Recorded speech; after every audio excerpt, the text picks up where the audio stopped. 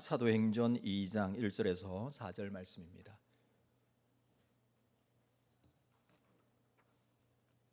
사도행전 2장 1절에서 4절.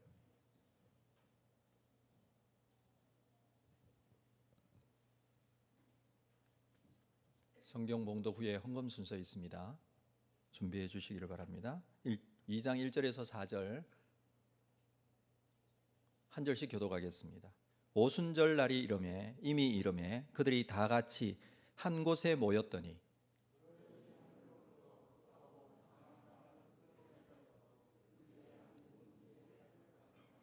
마치 불의 혀처럼 갈라지는 것들이 그들에게 보여 각 사람 위에 하나씩 임하여 있더니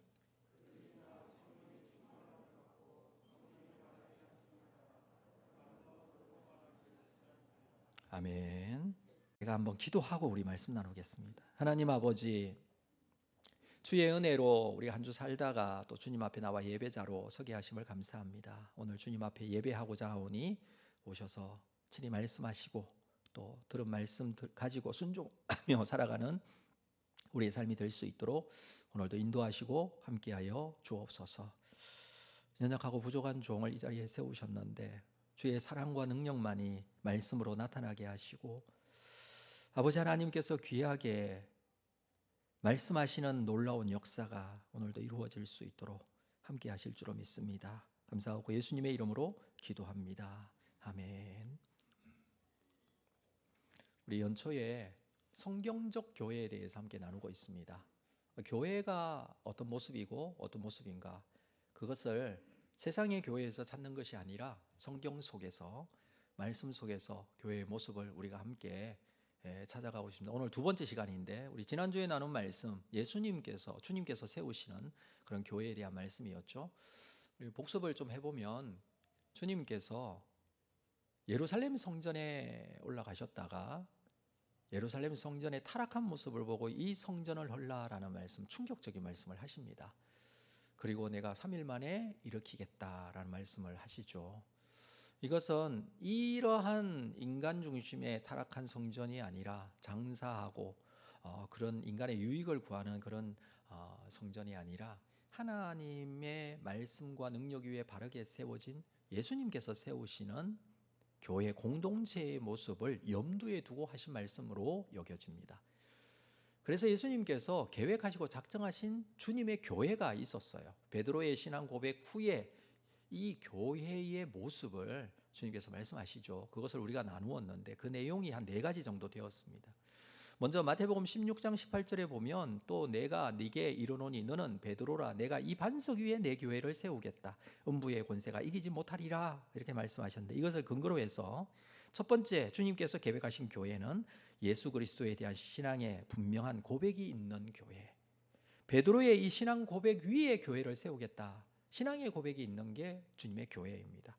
두 번째는 이 교회는 예수께서 세우시는 예수님의 교회다.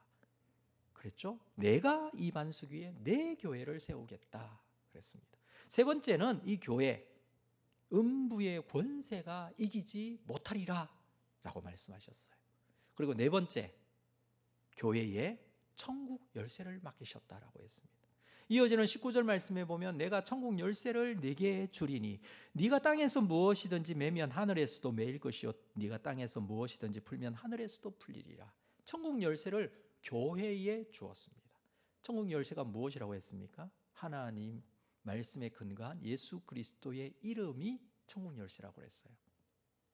예수를 믿어야 우리가 천국에 갈 수 있듯이 예수님의 이름이 천국 열쇠가 됩니다. 이것을 교회에 맡겼다라는 것은 예수님의 이름으로 구원받는다는 천국 복음을 교회에 맡겼다는 것이죠. 그래서 교회는 복음을 감당하는, 복음을 전하는 공동체라고 말씀을 나누었습니다. 자, 이것이 주님께서 계획하신 교회, 주님께서 준비하신 교회. 이 교회가 실제적으로 처음으로 생기는 모습이 오늘 사도행전 2장에 나옵니다. 처음으로 세워진 교회의 모습을 우리가 이 말씀 속에서 보고 성경적인 교회가 또 어떤 교회인지 우리가 함께 나누기를 원하는데, 자, 오늘 말씀 사도행전 2장 1절 말씀 볼까요? 2장 1절. 오순절 날이 이름에 그들이 다 한 곳에 모였다라고 합니다. 오순절이라는 절기가 되었습니다. 자, 이 기간은 예수님께서 십자가에 죽으시고 부활 승천하시고 오순절이 된 겁니다. 시기적으로 우리가 좀 계산을 잘 해야 돼요. 예수님께서 십자가에 죽으신 절기가 무슨 절기입니까? 유월절이에요.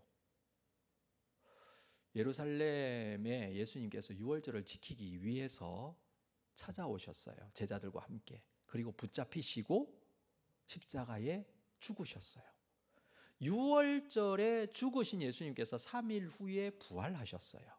부활하신 예수님께서 제자들도 만나시고 많은 사람들 500여 형제들을 만나시고 그리고 40일을 이 땅에 계셨어요. 그리고 난 이후에 승천하셨죠. 며칠이 지났습니다. 오순절이 되었습니다. 지금 그 말이에요. 오순절 할 때 오순, 이 순자가 열순자인데 50일째 되는 절기 뭐 이런 의미가 있는데, 오순절의 또 다른 이름은 77절, 7주가 7번 지나서 49일 그 다음째 되는 날이라 해서 77절이라고도 하고, 다른 말로 맥추절, 보리를 추수한 다음에 지키는 절기라고 해서 맥추절이라고도 합니다. 같은 이름이에요. 오순절이라는 이름은 구약에 나오지 않아 신약에 나오기 때문에 신약의 절기가 아니라 이것은 구약부터 있었던 맥추절을 의미합니다. 기간이 6월절로부터 시작해서 50일 날짜를 세면 돼요. 그 날짜가 오순절인데 오순절이 되었다는 거예요. 시기적으로 예수님 십자가에 죽으시고 부활하시고 승천하시고 며칠이 지나니까 오순절이 되었죠. 자, 오순절에 그들이 다 한 곳에 모였어요. 그들이 누굴까요? 그들이 모였으니까, 그들이라고 하는 것은 예수님과 함께 있던 사람들이에요. 한마디로 제자들이죠. 근데 제자들만 있었던 건 아니에요. 제자들과 함께한 사람들도 있었어요. 제자 할 때 우리가 흔히 12제자만 생각하는데, 이 예수님의 제자는 넓은 의미로 예수님과 함께 있었던 예수님의 말씀을 따르는 자들이었어요. 그게 특별하게 12제자가 따로 있었던 것이죠. 그래서 이 그들이라는 이 사람들, 사도행전 1장 6절에 보니까 이렇게 기록이 되어 있습니다. 그들이 모였을 때 예수께 여짜와 이르되 주께서 이스라엘 나라를 회복하심이 이때니까. 그들이 모여 예수님께서 주고 있습니다. 부활하신 예수님과 함께 있었어요. 이 사람들이. 지금 이 사람들이 그들이 예수님과 함께 얘기를 나누고 있습니다. 이스라엘 나라를 회복하심이 이때니까. 부활하신 예수님을 보니까 막 이 감동이 밀려오지 않습니까? 부활의 예수님을 만나니까 이제 이스라엘이 회복되나 보다, 또 이 이야기를 하고 있는 거예요. 그때 예수님께서 대답하십니다. 1장 7절, 사도행전 1장 7절. 이르시되 때와 시기는 아버지께서 자기의 고난을 두셨으니 너희가 알 바 아니요. 8절. 오직 성령이 너희에게 임하시며 너희가 권능을 받고 예루살렘과 온 유대와 사마리아와 땅 끝까지 이르러 내 증인이 되리라 라고 말씀하세요. 마지막 이 말씀을 하시고 9절, 이 말씀을 마치시고 그들이 보는데 올려져 가시니 구름이 그를 가리어 보이지 않게 승천하신 거예요. 하나님의 보좌로 가신 거예요. 가셨어요. 그러고는 이제 끝났으니까 우리 다 흩어지자, 그렇게 했을까요? 예수님 가셨잖아요. 함께 있다가 부활하신 예수님 가셨잖아요. 근데 그들이 어떻게 합니까? 12절에 보니까 제자들이 감람원이라 하는 산으로부터 예루살렘으로 돌아옵니다. 승천하시는 예수님의 모습을 보고 돌아옵니다. 그리고 이 산은 예루살렘에서 가까워 안식일에 가기 알맞은 곳인데 들어가 그들이 유하는 다락방으로 올라갑니다. 다락방, 마가의 다락방으로 우리가 알고 있는데, 예수님께서 성만찬하신 곳도 마가의 다락방이었죠. 이게 이 다락방이 좀 모습이 사람들이 모일 수 있는 그런 장소이고, 마가는 또 그렇게 넓은 집에 있는 아주 부잣집 아들이었던 것 같아요. 그래서 다락방에 모여서 베드로, 요한, 야고보, 안드레, 빌립, 도마, 바돌로메, 마테, 알페오의 아들 야고보, 셀로신, 시몬, 야고보의 아들 유다, 12제자들이에요. 이 사람들이 거기에 모여 있었고, 14절 볼까요? 여자들과 예수의 어머니 마리아와 예수의 아우들과 더불어 마음을 같이하여 오로지 기도에 힘쓰고 있습니다. 그들이 한 곳에 모였다 그러는데 그 장소가 어딘지 우리가 여기서 볼 수 있고 누가 모였는지를 볼 수 있습니다. 그렇죠? 그들이 한 곳에 모여 있었고 마가의 다락방에 모인 이 사람들이 마음을 같이하여 함께 기도하고 있습니다. 예수님 부활하고 승천하셨다고 해서 끝난 것이 아니라 이제 시작이에요. 모임이 시작이 돼요. 모임이 진행되고 이게 교회의 시작점이었어요. 그래서 교회는 한 곳에 모이는 모임 공동체예요. 교회는요, 한 곳에 모이는 모임 공동체였다라는 것을 여기서 보게 됩니다. 처음부터 교회는 한 곳에 모이는 공동체였어요. 장소적 의미가 있습니다. 교회 공동체에 대해서 또 교회에 대해서 우리가 알아야 될 굉장히 중요한 부분은 모임이라는 것이고 그 모임은 같이 함께 한 곳에 모이는 모임 공동체라는 거예요. 요즘 이제 온라인 예배가 활성화되다가 보니까 사람들이 그렇게 생각하는 경우들이 있어요. 꼭 뭐 교회에 나가서 신앙생활을 해야 되느냐? 여러분 꼭 나오셔야 돼요. 물론 뭐 형편과 상황에 따라서 가끔씩 우리가 어쩔 수 없이 이 온라인 예배를 이용하기는 하지만 그러나 기본적인 것은 교회 한 곳에 모여서 모임 공동체로 있는 게 주님께서 계획하신 교회가 처음으로 모이는 교회의 모습이 이렇다라는 거예요. 만약에 그들이 뭐 모일 필요가 없다고 해서 그냥 예수님 승천하시고 나서 흩어졌다면 아무런 일도 일어나지 않았을 거예요. 근데 그들이 함께 모였습니다. 교회의 굉장히 중요한 기능이 또 흩어지는 거거든요. 모였다가 흩어지는 게 교회예요. 여러분 우리가 지금 그거 하고 있어요. 모였잖아요. 또 가시잖아요. 이렇게 흩어지는데 흩어지기 위해서는 모여야 돼요. 어떻게 모임이 없는데 어떻게 흩어져요? 그래서 모이는 게 전제되어지고 이 모임은 계속됩니다. 그렇죠? 예수께서 6월절에 죽으시고 3일 만에 부활하시고 40일 이 땅에 계시다가 승천하시고 그 이후에도 모임은 계속되었다. 지금 그 말씀을 보게 된 거예요. 그들이 뭐 하고 있습니까? 모여서 기도에 힘쓰고 있었다라고 합니다. 그들이 모여서 기도에 힘쓰고 있어요. 며칠간의 일이지만 그들이 계속해서 기도하고 있습니다. 여러분께 질문할게요. 이들이 모여서 이렇게 열심히 기도하고 있었어요. 여기에 성령이 함께 하고 있었을까요? 하지 않았을까요?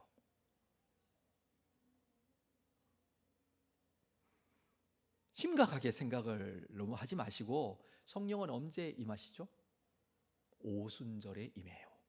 근데 오순절 되기 전에 날짜가 있잖아요. 그들이 계속해서 예수님 승천하시고 나서 며칠이 지나잖아요. 며칠 동안 기도에 오로지 힘썼다라고 하는데 이때 성령의 함께 하심이 있었을까요? 없었을까요? 없었잖아요. 아직 오시지 않았잖아요, 성령님. 근데 이들이 뭐 해요? 기도에 힘쓰고 있어요. 성령의 힘으로 한 게 아니라는 거예요. 우리는 성령의 힘으로 하면 모든 거 할 수 있다 이렇게 기본적으로 생각하지만 사실은 사람이 열심히 여기에 있어요. 여러분 성령의 감동하심과 역사하심들이 분명히 있습니다만은 우리는 우리가 정말 열심을 가지고 하나님 앞에 나아가는 부분이 필요해요. 이들은요 성령의 임재가 있기 전부터 열심을 가지고 있었어요. 모이기를 힘썼다 그랬어요. 기도에 힘썼다 그랬어요. 그랬을 때 그들에게 성령께서 오셔서 그들을 붙잡으십니다. 지금 로마서 8장 말씀을 특세 기간 동안에 말씀을 알아보고 있는데 그 말씀이 무슨 내용이에요? 성령께서 성도들과 함께 하신다 그 내용이거든요. 그 말씀이 가능해질 수 있었던 것은 이들이 먼저 예수님 부활 승천 이후에 기도에 힘쓰며 모임을 가지고 있었다는 것이에요. 자, 이곳에 모여 기도에 힘쓰고 있을 때에 2장 2절을 볼까요? 사도행전 2장 2절 호련히 하늘로부터 급하고 강한 바람 같은 소리가 있어 그들이 앉은 온 집에 가득하였다. 자, 호련히 하늘로부터 급하고 강한 바람 같은 소리가 있었다 그랬어요. 바람이에요, 소리예요? 헷갈리십니까? 이거 헷갈릴 내용은 아니에요. 바람이에요, 소리예요? 소리가 들린 거예요. 바람이 분 건 아니에요. 급하고 강한 바람 같은 소리예요. 그래서 이 성령의 임재하시는 교회가 처음 시작되는 이때에 하늘로부터 소리가 들렸어요. 소리가 바람 분 거 아니에요. 소리가 들렸어요. 그러면 그 소리는 무슨 소리일까? 여기서 말하는 이 소리는 일반적으로 하나님의 말씀을 의미합니다. 하나님의 말씀이 임했다라는 성령 강림이 있기 전에 먼저 뭐가 있었냐면 하나님의 말씀의 임재가 있었어요. 우리가 그 근거를 좀 구약에서 찾아보는데 여러분, 이러한 소리가 있었던 적이 있었어요. 엘리야 선지자 아시죠? 엘리야 선지자가 갈멜산에서 바알과 아세라 선지자 850명과 대결하여 승리하게 됩니다. 하나님께 기도하여 기도가 응답되어 하늘에서 불이 떨어져서 제단의 제물과 도랑의 물을 태우면서 기적 같은 승리가 있었어요. 그들을 다 쳐 죽이면서 얼마나 놀라운 일들을 행했습니까? 여러분, 그리고 하나님 앞에 기도해서 3년 반 동안이나 비가 오지 않는 이 가뭄에 비를 내리게 하는 역사도 행합니다. 기적을 행하는 선지자, 너무 대단한 선지자, 엘리야 선지자예요. 그런데 그때 당시에 아합 왕의 왕비였던 이세벨 왕비가 이렇게 말합니다. 아니, 엘리야가 어떤 인간인지 모르겠는데 내가 만나면 죽이겠다고, 가만두지 않겠다고 막 이렇게 말합니다. 이 이야기를 듣고 엘리야가 상심을 해요. 상심을 하고 마음에 큰 두려움도 생기고, 이거 아무리 내가 열심히 해도 안 되는구나, 이런 기적 같은 일들이 나타나고 해도 안 되는구나, 세상에 나 혼자만 선지자인 것 같고 나 혼자만 남아있는 것 같고 나만 하나님 믿는 것 같다, 이런 생각이 들어서 완전히 탈진해버려요. 그래서 어디로 가느냐면 로뎀나무 아래 가서 나 죽을 것 같다, 영적 번아웃이 왔죠. 하나님께서 그에게 먹을 것을 주시고 마실 것을 주시면서 이렇게 세워서 어디로 가게 하시느냐면 호렙산으로 가게 하세요. 그리고 그 호렙산에서 다시 사명을 회복하고 다시 사명을 감당합니다. 근데 거기에서 있었던 사건이 있어요. 호렙산 동굴에서. 열왕기상 19장 11절 이후의 말씀을 읽어드립니다. 여호와께서 이르시되 너는 나가서 여호와 앞에서 산에 서라 하시더니 여호와께서 지나가시는데 여호와 앞에 크고 강한 바람이 있습니다. 산을 가르고 바위를 부숩니다.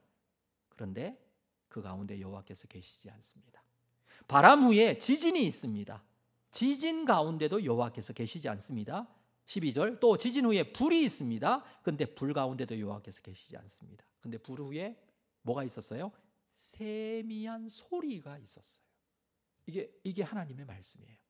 하나님의 말씀으로 그에게 찾아오셨어요. 근데 세미한 소리예요. 작은 소리예요. 큰 소리 아니에요. 크고 강한 바람 같은 그런 소리도 아니고, 여기서는 뭐 지진이 나는 소리도 아니고 불이 나는 소리도 아니고 세미한 소리. 이 소리로 하나님께서 말씀하시는 내용이었어요.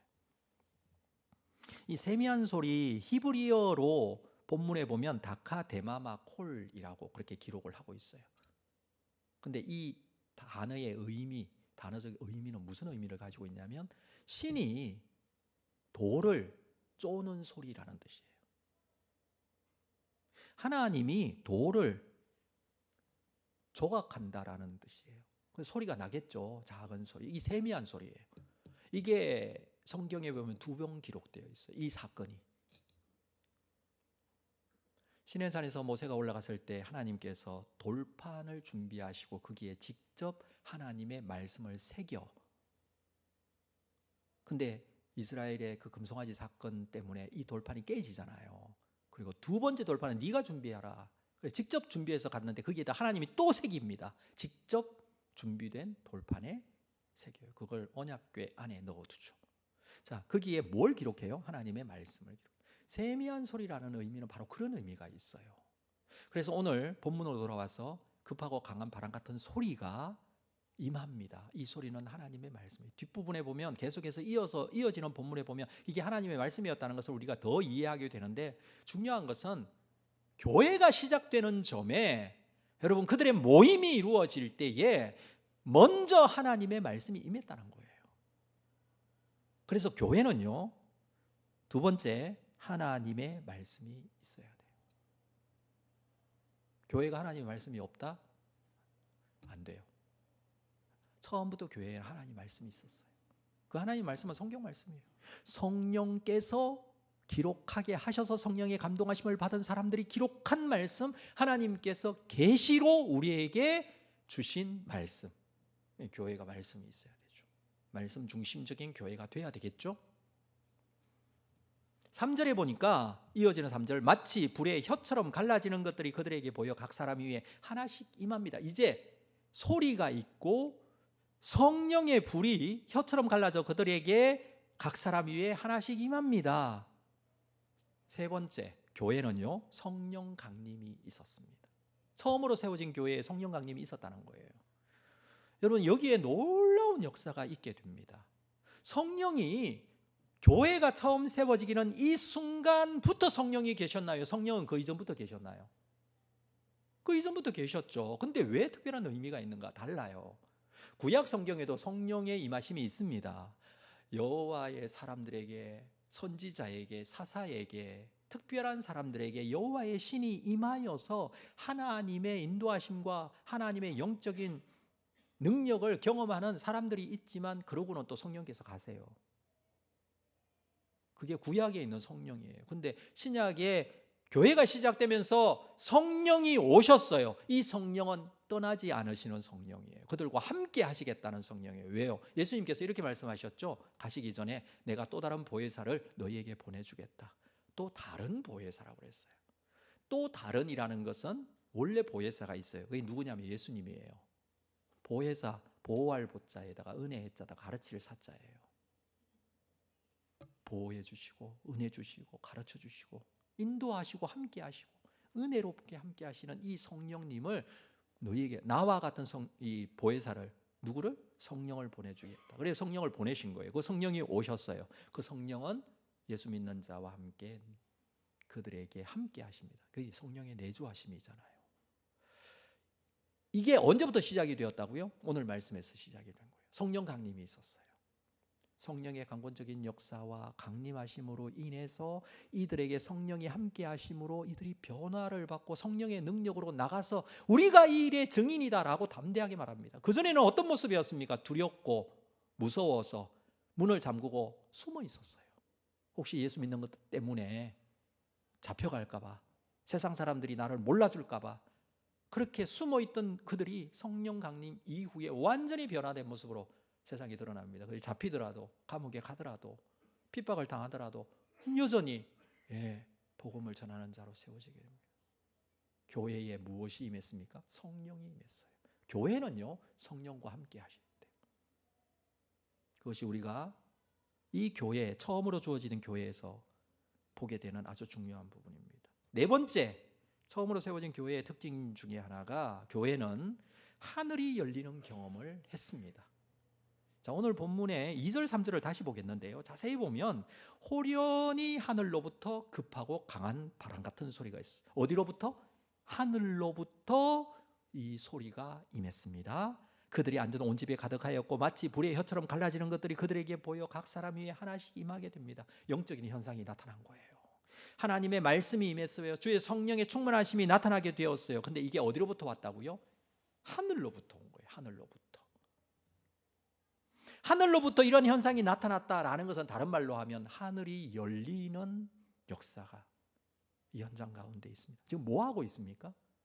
이들이 지금 뭐 하고 있어요? 예배하고 있어요. 예배 시간에 그 모임이 예배로 이루어지고 있는데, 예배 시간에 말씀이 임하여집니다. 성령이 오십니다. 하늘이 열리고 있습니다. 하나님께서 그들과 함께 하시는 장면이에요. 예배드리는 자들에게 주시는 놀라운 은혜예요. 주님의 교회는요, 하나님께 예배하고 주의 말씀이 있고 성령의 감동하심이 있고 하늘이 열리는 경험이 있습니다.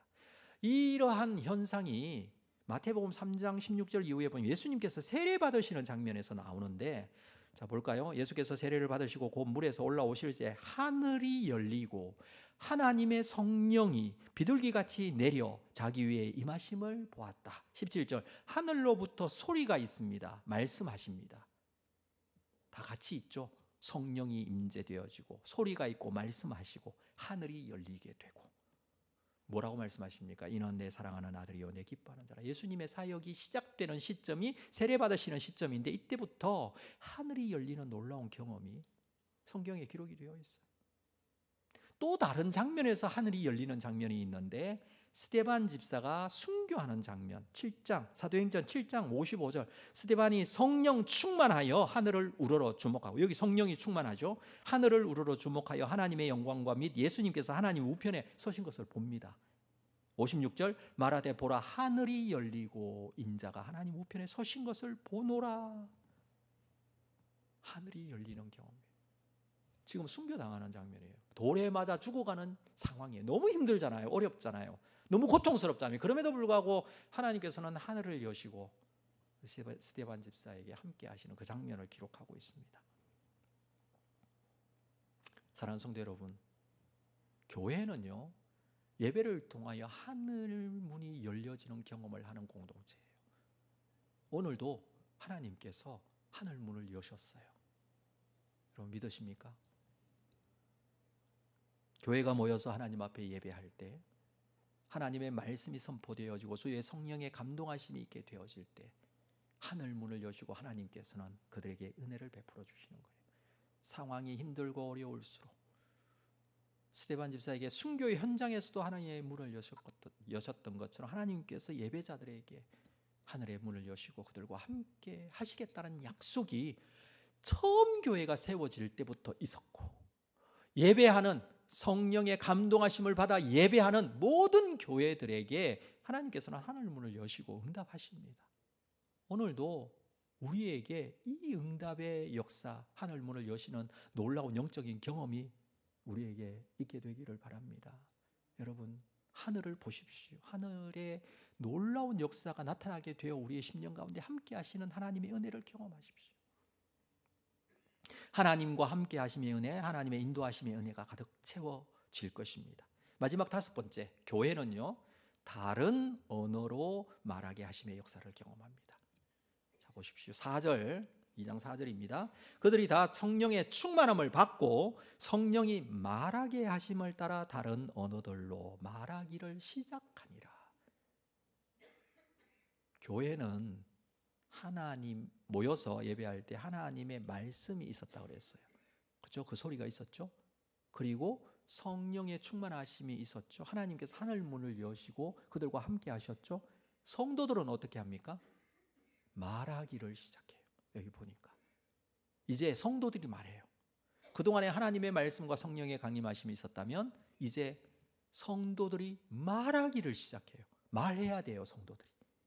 우리가 모여서 함께 말합니다. 무슨 말을 할까요? 성도들이 모여서 무슨 말을 할까요? 성도들이 모여서 말하잖아요. 무슨 말을 할까요? 여기서 말하는 내용이 있어요. 뭐 다른 사람 욕하는 얘기 안 할 거 아니잖아요. 그죠? 부정적인 얘기, 안 된다는 얘기, 이런 성령의 충만하심을 받고 하나님의 말씀의 선포가 있는데 어떻게 그런 얘기가 오고 가겠어요? 여기에 무슨 말을 하게 된 건지, 어떻게 하게 된 건지를 5절 이후의 말씀에서 우리가 보도록 하겠습니다. 5절부터 12절까지 우리 한 절씩 교독하겠습니다. 그때에 경건한 유대인들이 천하 각국으로부터 와서 예루살렘에 머물러 있더니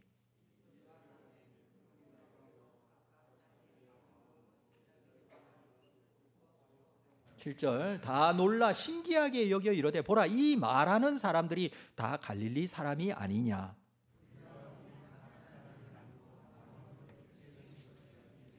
우리는 바데인과 메데인과 엘람인과 또 메소포타미아, 유대와 갑바도기아, 본도와 아시아,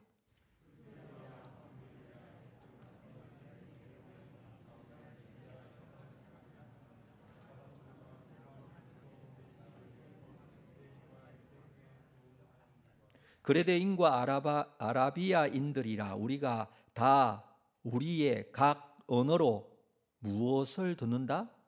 하나님의 큰 일을 말함을 듣는다. 이 사람들이 말한 내용이 이거예요. 하나님의 큰 일을 말함을 듣는도다 하고 다 놀라 당황하고 서로 이르되 어찌 된 일이냐. 자, 2가지로 우리가 정리를 해야 되는데, 첫 번째, 이 사람들이 들었던 내용은 하나님의 큰 일에 대한 이야기예요.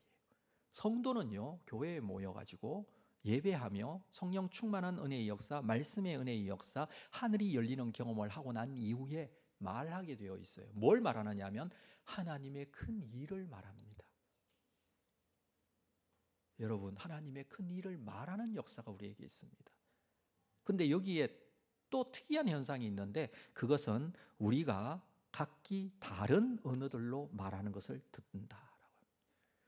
어디서부터 온 사람들? 전 세계에서 온 사람. 바데, 메데, 알람, 메소포타미아, 유대, 갑바도기아, 본도, 아시아, 부르기아, 밤빌리아, 애굽, 구레네, 리비아, 아라비아, 그레데.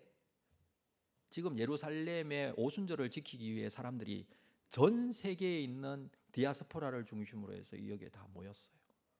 근데 이 사람들이 몇 년 전에 거기에 가서 산 게 아니라 조상 대대로 지금 거기에 가서 산 지가 몇백 년이 됐어요. 그렇기 때문에 그쪽 지역의 말을 하지 이 이스라엘 말 모르는 거예요. 그런데도 그들은 신앙을 가지고 믿음을 지키기 위해서 예루살렘에 와서 절기를 지키기 위해 모였는데 소통이 잘 안 되잖아요. 안 되는데 지금 이 사람들이 성령 충만하여 하나님께 기도하고 하나님의 큰 일을 말하는 것을 듣는데 자기 난곳방언, 그러니까 자기가 태어난 그 외국에 있는 그 말로 다 들려지는 거예요. 무슨 말을 하든지 동시통역이 다 이루어지는 거예요. 방언이죠. 방언의 역사가 있게 되었죠. 여러분, 이것은 창세기 11장에 바벨탑 사건의 회복의 역사가 여기에서 나타나는 거예요. 창세기 11장에 보면 사람들이 바벨탑을 쌓아요. 그 바벨탑을 쌓는 배경이 굉장히 지극히 인간적이고 죄스러운 모습인데, 하나님께서 노아의 홍수 이후에 세상을 심판하시고 난 이후에 이 백성들이, 사람들이, 노아의 후손들이 또 하나님 앞에 하나님을 제대로 섬기지 못하고 하나님 앞에 우리가 흩어짐을 면하기 위해서 바벨탑을 쌓자 그러고 이제 바벨탑을 쌓아요. 거기에 누구는 없나면 하나님은 없어요. 그리고 그 꼭대기가 어디에 닿고자 하느냐면 하늘에 닿고자 해요. 인간의 교만이죠. 자기들이 하나님이 되는 거죠. 그것을 위해 하나님께서 심판하시기 위해 강림해서 어떻게 합니까? 언어를 혼잡게 합니다. 이게 심판이었어요.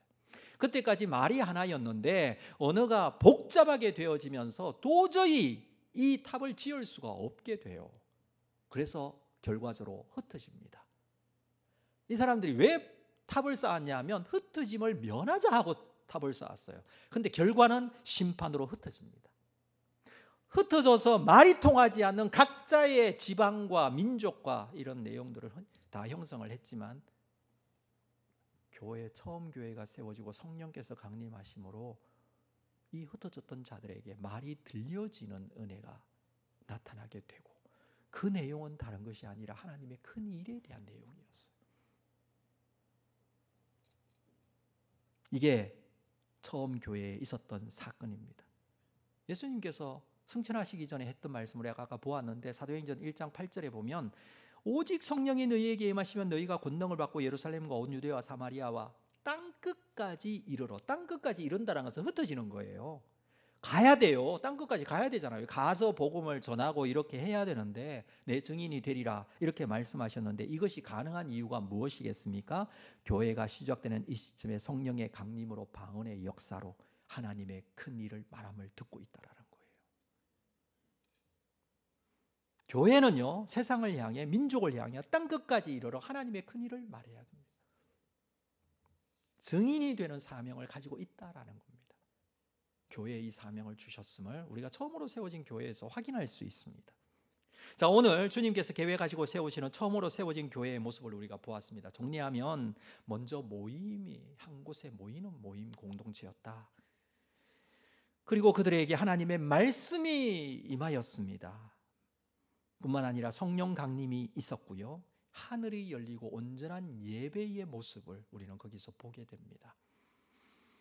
예배로 은혜가 충만하여진 이 하나님의 백성들이, 하나님의 말씀도 듣고 성령으로 충만한 이 사람들이 이제 흩어집니다. 오늘도 예배드리고 난 이후에 여러분들은 흩어질 거예요. 가서 세상 가운데 하나님의 큰 일을 말하고, 세상 속에 하나님 나라에 대한 선포, 회개하라 천국이 가까웠느니라, 이 말씀과 같이 세상에서 우리가 살아내야 할 삶의 모습이라고 여겨집니다. 그 모습까지 포함한 우리 온사랑교회의 모습이 함께 적용된다라고 생각할 수 있죠. 이러한 모습이 우리 온사랑교회도 처음으로 세워진 교회의 모습으로 회복될 수 있기를 바라고, 이 사명 감당할 수 있기를 바라고, 주님 앞에 거룩하게 쓰임받는 주님의 교회가 될 수 있기를 주님의 이름으로 축복합니다. 네, 우리